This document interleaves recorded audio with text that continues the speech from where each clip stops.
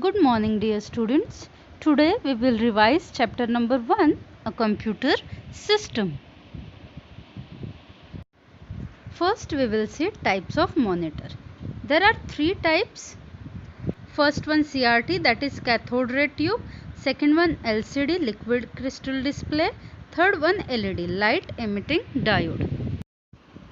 First is cathode ray tube, CRT.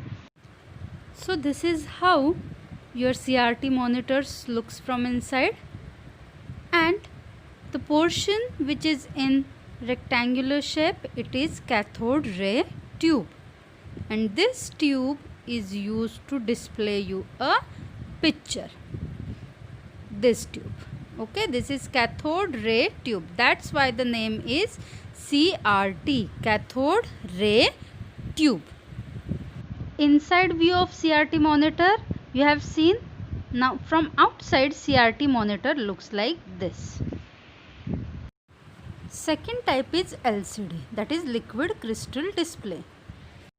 In LCD monitor some special liquid is used to display a picture, and that special liquid is placed between two special type of glasses, and the picture is shown using that special glasses, and behind those special glasses the tubes like this are there.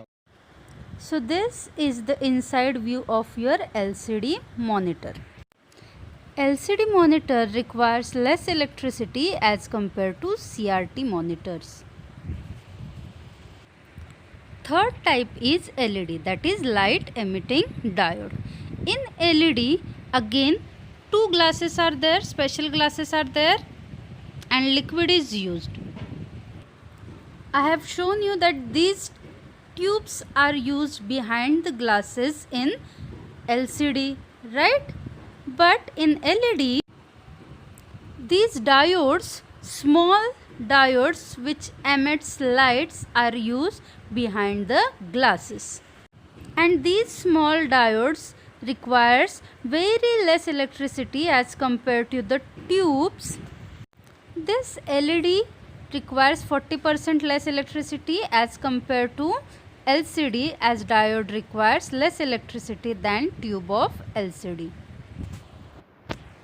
LED looks like this from inside. Now can you see small lights are there? These lights, these are LED, and it requires less electricity as compared to tubes, right? So these are LED. These are LEDs. I hope it's clear that LED consumes 40% less power as compared to LCD, and why this is because of this LED, that is light emitting diode. Now we will see parts of CPU. CPU has three main parts: ALU, MU and CU. First we will see CU. CU is control unit. It controls overall working of our computer, okay? So whenever we give input to computer, control unit decides what to do with that input and how to process that input to provide us output. So control unit controls overall working of our CPU. CPU looks like this from outside, but from inside there is a small chip inside CPU which controls our computer. It is also called as microprocessor. Next one is memory unit. Memory unit stores data temporarily, so that if CPU or control unit requires any data, the memory unit will store data for CPU. The second is memory unit. Next one is ALU, that is arithmetic and logical unit.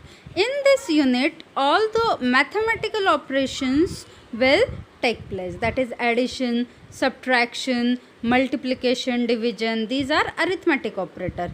Logical means what? Logical means decision making, that is less than, greater than, equal to. These are logical operations. All these operations will be done in ALU.